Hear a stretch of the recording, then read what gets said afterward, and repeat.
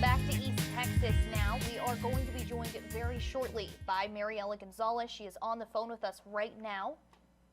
Hey, how's it going? Hi there. So I heard we've been kind of following the story all day. We've read the press release out loud. Can you tell us any more information that you've heard regarding the shooting in North Jasper County? Yeah, so right now I'm at the Jasper County Sheriff's Department office, right where kids that were attended the party are being interviewed so they can get statements from what occurred. Now, the sheriffs, they received several calls regarding the shooting.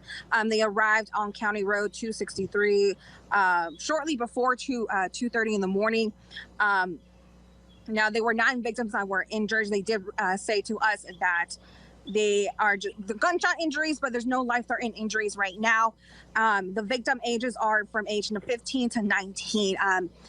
These are various students, either from Jasper High School or Newton High School. So the big group of people, roughly 100 kids that were at the party. There were adults there as well.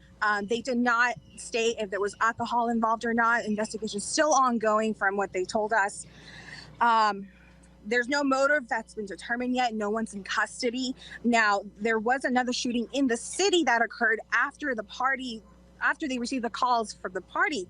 So they believe that they found a vehicle, DPS located a vehicle this morning close on, on Highway 190 east of the county lines that they believe is probably involved in the shooting, because that same car was seen at the shooting in the city and also at the party.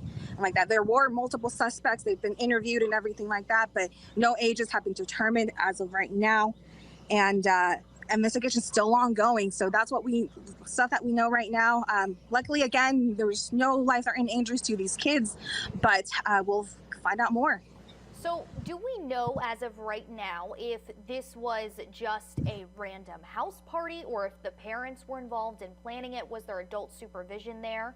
Do we know anything about that yet? So no, not right now, but it was a family home is what we can determine for right now. And there's no say if it was a student's home or if it was just an owner's home, but as right now, we're collecting that information. And you said about 100 kids so far, ages 15 to 19, were yeah, at the party. So that's quite a large crowd. I believe the sheriff Newton was saying today they did a last-minute press conference with us.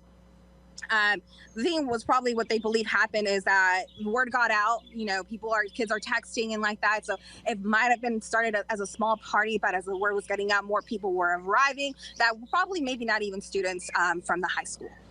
So there's the possibility that it was an unwanted, uninvited guest coming in. Possibly. Do they know if there was a fight that broke out? I mean, we've seen similar stories from other states that a fight broke out and that's what led to the gunshots going out. Do we know anything about that, or are they still not fully saying? They're still not releasing it. We did ask if it was possibly a gang-related issue like that followed through. They said not at this time. They're still investigating right now. So as of right now, we don't know if there was anything that happened at the party that led up to that point. But once again, I just want to reiterate, non-life-threatening injuries for all 9 of the victims, correct? Correct. And only 1 victim was sent to a Belmont hospital. Okay.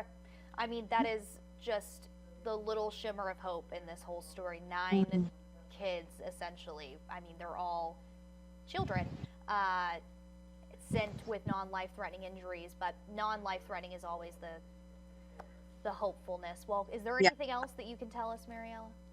No, that is it. I'm hoping we can get more. I'll be working closely with their PIO, so we'll be getting more information to see what they've collected so far by the end of the day.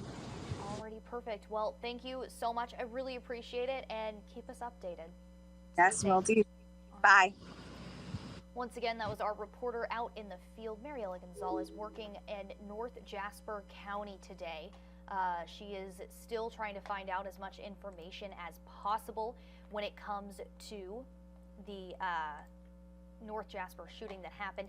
Like she said, there were adults in the house, but we're not totally sure as of right now if there were parents in the at the house.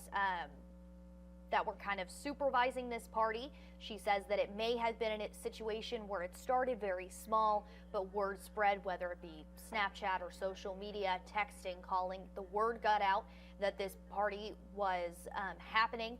And she said that potentially some unwanted guests and people from neighboring towns could have flocked to this house, and that's how this situation could have potentially started, according to Mariela and the PIO. They still are not sure. As she said, they are investigating multiple suspects right now. They're speaking to potential persons of interest. They're talking to all the students that were there at that party.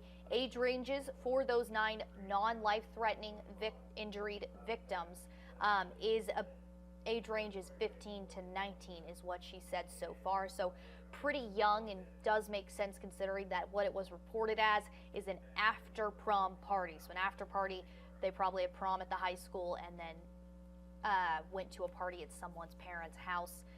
Could have been the situation there, but we're not totally sure in this moment. That was all the information that we have.